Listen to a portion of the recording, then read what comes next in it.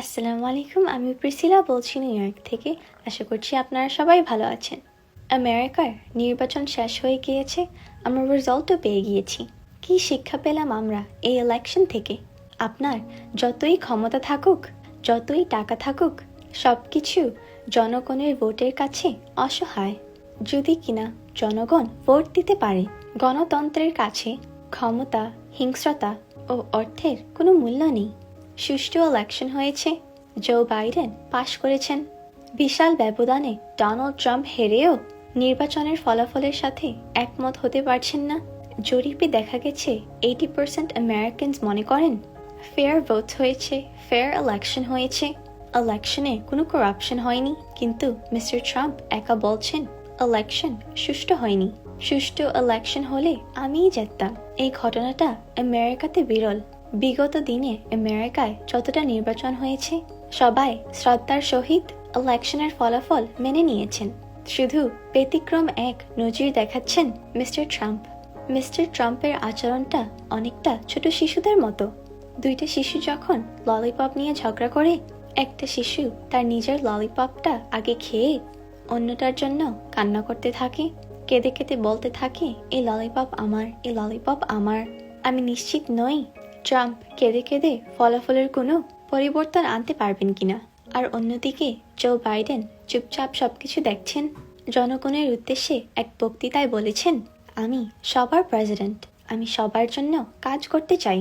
আর mister Biden ট্রাম্পকে ইলেকশনের ফলাফল না মেনে নিতে দেখে চুপ থাকছেন। সাংবাদিকরা যখন ওনাকে প্রশ্ন করছেন ট্রাম্পের ইলেকশনের ফল মেনে না নিয়ে আপনার মন্তব্য কি, তখন জো বাইডেন বিনয়ের সঙ্গে উত্তর দেন, এই বিষয়টি নিয়ে আমি লজ্জিত এবং বিব্রত।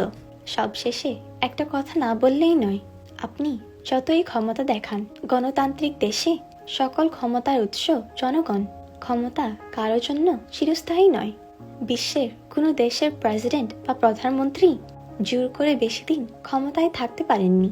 যারা জোর করে ক্ষমতায় থাকার চেষ্টা করেন, তাদের শেষ পরিণতিটা হয় খুবই ভয়াবহ। আপনারা সবাই হয়তো আমার চেয়ে ভালো জানেন কি পরিণতি হয়েছিল বিগত দিনে যারা জোর করে ক্ষমতায় থাকতে চেয়েছিলেন। এদিক থেকে বাংলাদেশের প্রশংসা না করলেই নয়। আমার মনে হয় না বাংলাদেশের মতো বিশ্বের আর কোনো দেশে এমন সঠিক গণতন্ত্র চর্চা হয়। কেউ হয়তো অভিযোগ করতে পারেন আমরা তো ভোট দেই না, তবুও ভোট ক্যাস্ট হয়ে যায়। আপনি যদি ভোট না দেন, তাহলে কেউ হয়তো আপনার হয়ে আপনার দায়িত্বটা পালন করে, এজন্য ওদের ধন্যবাদ দিতে পারেন।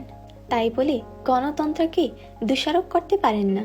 আমাদের পাশের দেশ ভারত, যে দেশে শক্তিশালী একটি সেনাবাহিনী আছে, কিন্তু সেই সেনাবাহিনী কখনো গণতন্ত্রে কোনো ইন্টারফিয়ার করেন না।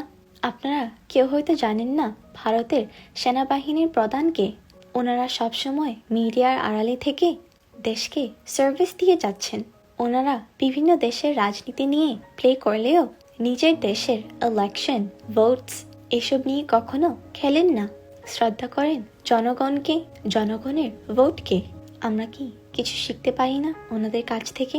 আমরা কি পারি না অন্য দেশের কাছ থেকে দেখে দেখে ভালো জিনিসগুলো গ্রহণ করতে আর খারাপ জিনিসগুলো বর্জন করতে? ক্ষমতা আর অর্থের লোভে কখনো কখনো আমরা ভুলেই যাই আমাদের জীবনটা খুব ছোট। আমাদের অনেকের চোখের সামনে পৃথিবী থেকে চলে গেছেন অনেক প্রাক্তন প্রেসিডেন্ট, মন্ত্রী, এমপি। তারপরও কি আমরা কখনো ভাবি একদিন হয়তো আমাদেরকেও চলে যেতে হবে? আশা করছি আমেরিকার ইলেকশনের রেজাল্ট দেখে আমরা একটা শিক্ষা নেব। আমরা জনগণের প্রতি শ্রদ্ধাশীল হব, জনগণের ভোটের প্রতি শ্রদ্ধাশীল হব। সামনের দিনগুলোতে আমরা আমাদের ভুলগুলোকে কারেকশন করার চেষ্টা করব, সম্মান করব দেশকে, দেশের জনগণকে, দেশের কনস্টিটিউশনকে। যদি আমার এই ভিডিওটি ভালো লাগে তাহলে প্লিজ শেয়ার করবেন। ভালো থাকবেন সবাই। আসসালামু আলাইকুম।